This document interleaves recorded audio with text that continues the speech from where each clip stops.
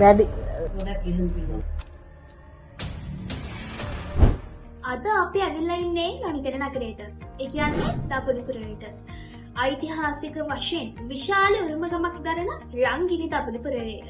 ඉතින් මේ දඹුල්ල කියන්නේ මිනිස්සු ඉදිරියට යන්න දතුරන පොර බදින නගරයක්. ඉතින් එහිදී අපිට හමු වෙනවා දිය කාන්තාවක්.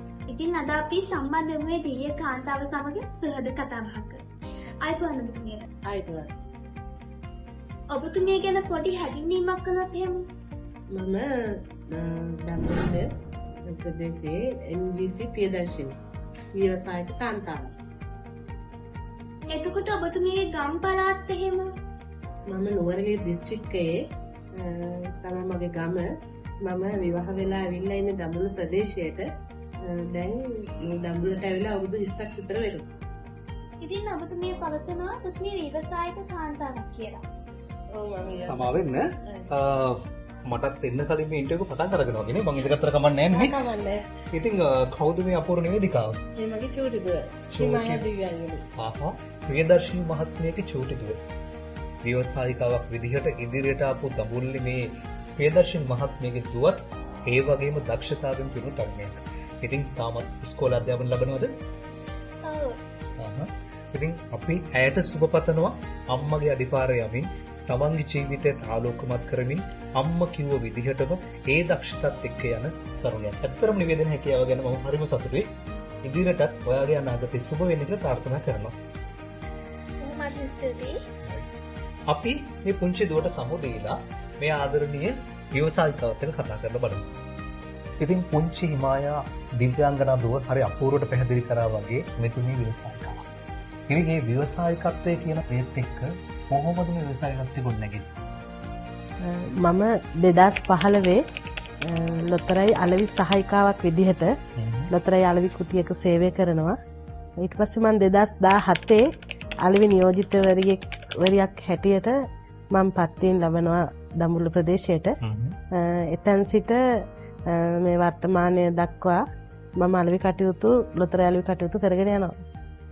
ඉතින් 2015 අලෙවි සහායිකාවක් විදිහට මේ වෘත්ති ශාස්ත්‍රයට ඇවිල්ලා 2017 වෙනකොට අලෙවි නියුක්ත ධුරයක් ලබන්නේ සංවර්ධනතරය මණ්ඩලය සහ ජාතික මණ්ඩලය කියන දෙකේමනේ. දෙකේම. ඒතර ලොකු සේවක පිරිසක් මේ වෙනකොට ඔබතුමියට වැඩ කරනවද? දැන්ට ලොකු සේවක පිරිසක් වැඩ කරනවා. ඉතින් ගොඩක් දෙනෙක් රූපවාහිනිය දකිනවා ඔබතුමියගේ නම නිතරම LPC ප්‍රියදර්ශිනී කියන නාමයත් එක්ක ලොතරැයි දිනු බොහෝ පිරිසක් ගිහින් තියෙනවා දැනෙනවා. ගොඩක් ගිහින් තියෙනවා. ඉතින් මේ නිහතමානී සතුටත් එක්ක වෘත්තියට එහා ගිහින් අපි අද දඹුල්ල ප්‍රදේශයේ සංචාරකයෙක් දුනා. ඔයාගේ අලෙවි සහායකයෝ අපිට හමු වුණා. ඉතින් කිව්වා අපි ටිකක් වෙනස් විදිහ අලෙවි නියුක්තවරියක් කියලා. ඒක නිහතමානීව කතා කරන්න කැමතිද? කැමතියි. අපි හරි අපූර්ව දෙයක් දැක්කා. ඒ තමයි තමන්ගේ සේවකයන් හරි අපූර්වට උදව් කරනවා. ඒකේ ලොකුම දේ තමයි සාමාන්‍යයෙන් කාන්තාවකට උදව් කරන තවත් කාන්තාවක්. ඉතින් ලොතරැයි අලෙවි කටයුතු කරන කාන්තාවෝ ඉන්නවා. සමහර වෙලාවට හවස 4-5 වෙලේ තමන්ගේ ගෙදර යන්න ඕනේ. ඉතින් ඒ වගේ අයට කොයි වගේ පහසුකමක් දෙවිලා තියෙන්නේ? අපි ලොතරැයි අලෙවි කටයුතු සාමාන්‍ය ප්‍රධාන කවුන්ටර් එක හරි ටිකට් ඉවර වුණොත් අපි කාන්තාවන්ට ප්‍රමුඛ ස්ථානය දීලා එයාලව අපි යවනවා. දිනපතා රාජකාරිය නිදහස් කරනවා. ඉතින් එහෙම තැනක් දැකලා නැහැ අපි ලංකාවේ. ඒ කියන්නේ තමන්ගේ අලෙවි කුලිය වල ලොතරැයි අලෙවි ගන්නට පස්සේ කාන්තාවන්ගේ ලොතරැයි අලෙවි කුටි ලොතරැයි තියෙනවා නම් ඒ ටික තවත් පිරිමි අපේ අලෙවි සහායක කෙනෙක්ට දීලා ඔවුන් ඒ දවසේ සේවය නිදහස් කරනවා. නැත්නම් තුන් දෙයක්. ඒත් එක්ක මම දැක්ක මේ ගෙදරට එනකොට තවත් පුංචි දරුවෝ මේ ගෙදර ඉන්නවා. ඒ කවුද? අපේ අලෙවි සහායිකාව ඉන්නවා. එයාලගේ දරුවන්ට නිවාඩු දවස් තිබුණොත් එයාලට මම අවස්ථාවක් දීලා තියෙනවා අපේ ගෙදරට ඇවිල්ලා පාඩම් වැඩ ටික කරගෙන එයාලගේ ගෙදර වගේ ඉඳලා යන්න. ඉතින් තමන්ගේ ආදායම ගැන විතරක් හිතන්නේ නැතුව මානුෂීය මෙහෙයුම් කරනවා ගොවි ජනපදයකින් පැවතෙන පුරවරයක්. ඉතින් අපි ඒකට ඇත්තටම ලොතරැයි මණ්ඩලය විදිහට ප්‍රශංසාත්මකව ඔබතුමීට අගය කරනවා. ඉතින් මේ අයට පොඩි විනෝදයක් හැම දීලා ඒ කටයුතු කොහොමද වෙන්නේ?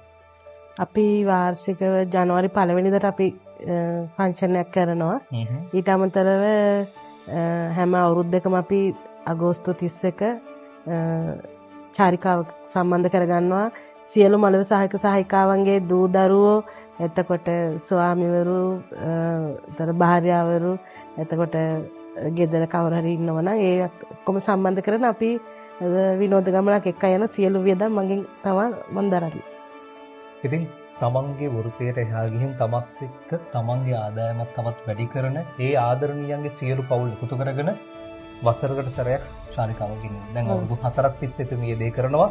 ඉතින් රටේ පැවති තත්ත්වයක් එක්ක කාල වකෝන් කීපයක කරන්න බැරි වුණත් දැන් දිගටම ක්‍රමානුකූලව කරගෙන යනවා. ඉතින් ඔබතුමිය මේ ගම මම පටන් ගන්න තියෙන දැන් අවුරුදු 10ක් වගේ කාලයක්. ඔව් අවුරුදු. දැන් ඉන්න තැන ගැන සතුටුද? ගොඩක් සතුටුයි. මේ තැන ඉන්න ලොකුම හයියක් උනේ මගේ හස්බන්ඩ්. අජිත් හේමන්ත. එයා තමයි මට ගොඩක් හයිය දෙන්නේ.